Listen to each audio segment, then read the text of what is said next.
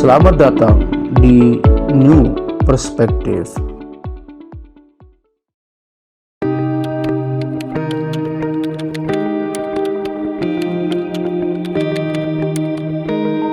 Assalamualaikum warahmatullahi wabarakatuh. Ya, berjumpa lagi bersama saya Ahmad Yani dan Pak Dr. Saiful Hamdi. Pada sore kali ini kita akan berdiskusi nih Bang, terkait dengan dinamika politik menuju Pilpres 2024 yang terus kian hangat begitu. Nah, seperti yang kita ikuti pemberitaan di media-media nasional maupun di televisi, kalau kita lihat ini kan para elit partai kita maupun partai-partai politik ini terus saling berkomunikasi, saling menjajaki untuk kemungkinan berkoalisi begitu. Hal ini mereka lakukan seiring dengan kian dekatnya pelaksanaan pemilu presiden 2024. Dan yang terbaru ini kita lihat sepertinya koalisi Gerindra dan PKB ini kemungkinan besar kalau kita lihat sinyalnya ini bisa sangat jadi menjadi pasangan calon presiden wakil presiden yang akan pertama, mungkin yang akan final begitu ya. Ini duet Prabowo Subianto dan Muhaimin Iskandar atau akrab disebut dengan Caimin. Nah, di sisi yang lain juga kita lihat ini Ketua Umum DPP Partai Nasdem ini melontarkan wacana duet Anies Baswedan dan Ganjar Pranowo. Nah, seperti yang kita ketahui bahwa dalam rakernas DPP Nasdem ini kan menghasilkan 3 nama rekomendasi calon presiden yang akan diusung oleh Partai Nasdem, yaitu Anies Baswedan, Ganjar Pranowo dan Andika Perkasa gitu. Dan sisi yang lain juga kita melihat ini sepertinya PDIP juga akan lebih memilih untuk mengusung Puan Maharani sebagai calon presiden untuk Pilpres 2024. Kendaki memang kita melihat bahwa PDIP saat ini memang belum membangun komunikasi dengan partai-partai lain seperti yang dilakukan oleh partai-partai lain, karena memang kita tahu sendiri PDIP adalah partai satu-satunya yang berhak mengusung calon presiden meski tanpa harus berkoalisi, karena memang mereka sudah suara mereka cukup suara mereka sudah memenuhi ambang batas 20% mencalonkan. Nah, ini sendiri ya. Menarik ini Bang. Kalau kita bicara ini duet Prabowo Caimin. Nah, artinya kalau betul-betul duet ini resmi dan mendaftar di KPU, tentu ini adalah pertarungan Prabowo yang ketiga sebagai calon presiden dan yang kedua sebagai calon wakil presiden. Nah, sedangkan ini akan menjadi pertarungan pertama Caimin di Pilpres 2024. Nah, seperti apa pandangan Abang melihat duet ini begitu Bang, Prabowo dan Caimin ini? Karena bagaimanapun kan kita kenal selama ini bahwa Prabowo adalah sosok nasionalis dan Caimin adalah sosok santri dan mewakili kalangan religius gitu Bang. Ya Mas Yani, ini saya kira duet yang cukup menjanjikan ya. Artinya mengancam pasangan-pasangan lain karena saya melihat dua tokoh ini punya masa tertentu, artinya punya basis masa yang jelas. Prabowo kita tahu beliau dari kalangan militer, pengusaha, dan punya mesin partai yang kuat, Gerindra. Punya mesin partai yang kuat, yang memegang ideologi kepartean. Dan beliau sudah punya pengalaman 2 kali mencalonkan diri pada Pilpres kemarin. Tentu kita lihat memang beliau tersandung dengan adanya Jokowi. Kalau nggak ada Pak Jokowi mungkin Prabowo sudah jadi presiden kan. Kemudian ada Jokowi ini, kemudian Prabowo harus dipending gitu ya. Nah, jadi sebenarnya Mas Yani ini saya kira pasangan yang punya basis masa yang jelas ya. Tadi Pak Prabowo kita bahas, lalu Caimin. Caimin ini begini-begini juga tokoh PKB yang cukup eksis ya, suaranya selalu naik gitu. Jadi Caimin ini saya lihat sangat piawai ya dalam memainkan ritme politik ini politik ya. Karena satu-satunya yang bisa memanfaatkan tokoh sebagai calon itu PKB. Hanya PKB ya. Dulu pernah memencalonkan Rhoma Irama kan. Walaupun Rhoma Irama gak masuk survei ya, yang jelas PKB sudah dapat untung kan ketika mencalonkan Rhoma Irama dan suaranya naik terus.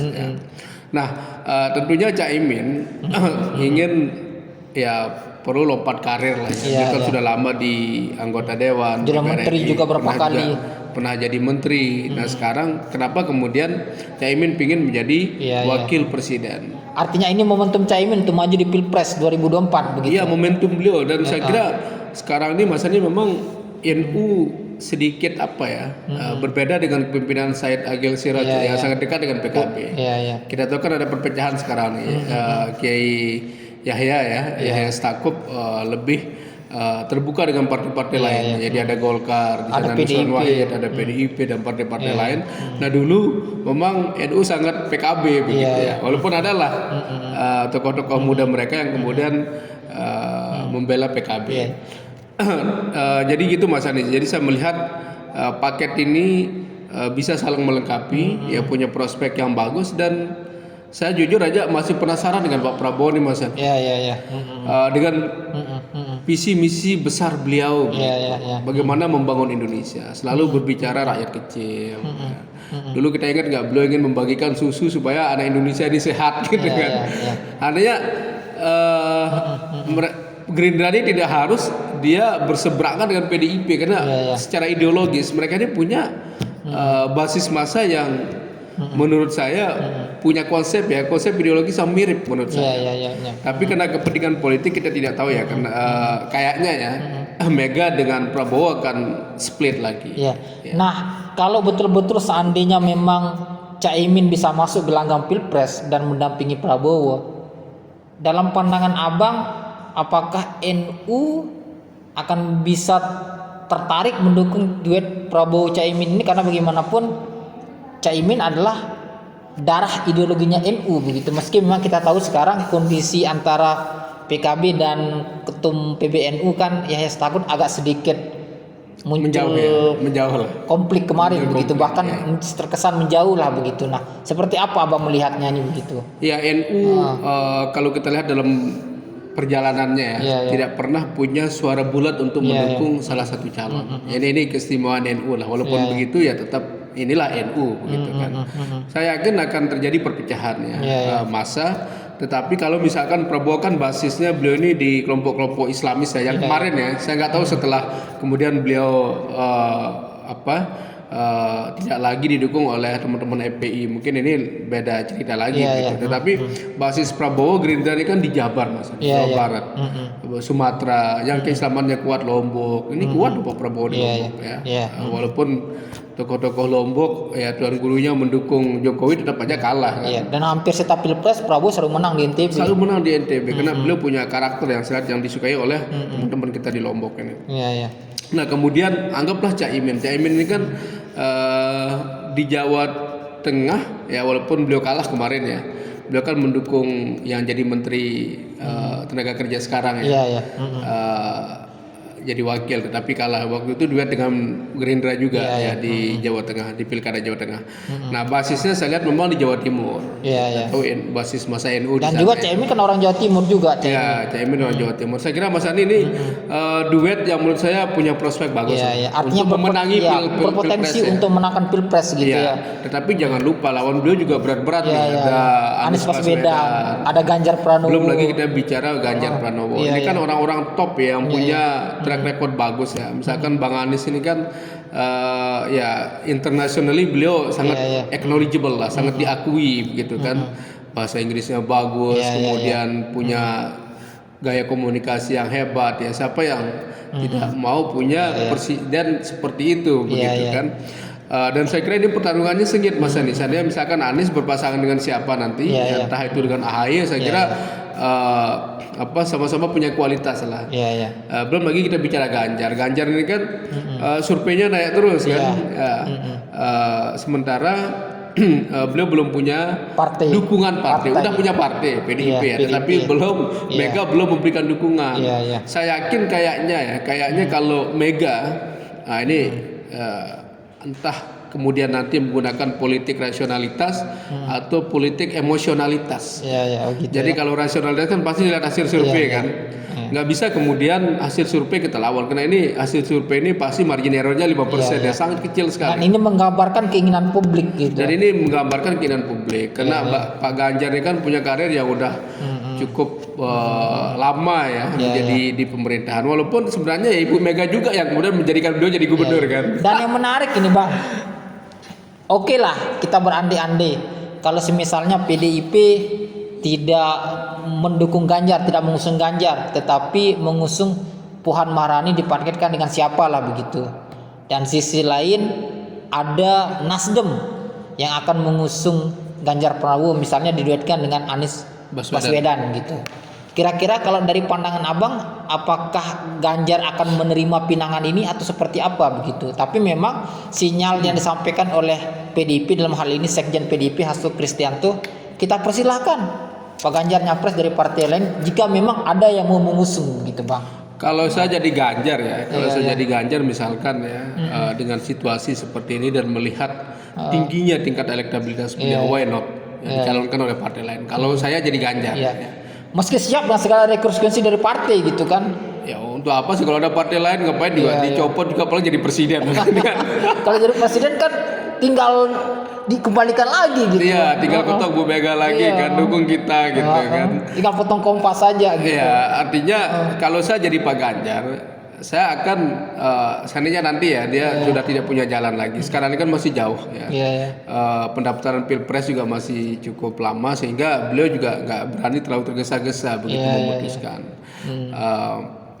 Nah, yang kemudian sangat kita sayangkan di sini ya, tapi kita tidak tahu Mas ini kan politik ini bisa berubah ya, dan perlu kita pantau hasil survei. Kalau memang Bu Puan mengangkat juga why not kan, ini kan terahnya Soekarno Mas Ani. Kita tahu terahnya Soekarno ini punya darah politik memimpin Indonesia. Punya magnet tersendiri lah begitu. Ya, apalagi kan Bu Puan ini di mana-mana beliau kan mengepak sayap kebinekaan. Gitu kan. Jadi ya artinya beginilah Mas Ani. Jadi presiden itu menurut saya nggak perlu pinter-pinter amat. Semuanya bisa jalan kok. Punya menteri yang pinter kan pemerintahan bisa jalan. Enggak. Artinya kalau ada pemimpin yang pinter itu bonus menurut saya Mas Ani. Itu bonus karena di bawahnya pun dia butuh orang pintar begitu kan. Dia punya perangkat, punya peralatan untuk menggerakkan perangkat untuk menggerakkan birokrasi. Punya APBN. Jadi nggak perlu kita khawatir lah kalau misalkan presiden kita nggak pinter ngomong apa gitu kan, itu nggak perlu menurut saya. Justru yang perlu kita kritisi sekarang sejauh mana kebijakan-kebijakan dari pemerintahannya itu pro rakyat apa tidak, gitu kan. Nah cuman begini Mas, ini pembacaan saya sekarang ini kan mungkin ya sedikit berkurang polarisasi dan politik identitas dengan misalkan Pak Prabowo tiba-tiba mengusung duet baru dengan Muhaimin. Lalu kemudian nanti pasti setidaknya ada 4 atau 3 calon lah nanti kan yang akan maju nanti nih. Dan saya yakin bahwa politik identitas akan berkurang dan nanti akan jualan ide. Dan ini pasti sangat menarik nanti siapa yang kemudian menjadi pemimpin kita. Pilihannya kan ya, tapi saya nggak bisa mengatakan pilihan 2 ya. Seandainya kemudian Pak Prabowo masih gabung di PDIP, mungkin orang membuat antitesa juga kan, asal jangan PDIP gitu.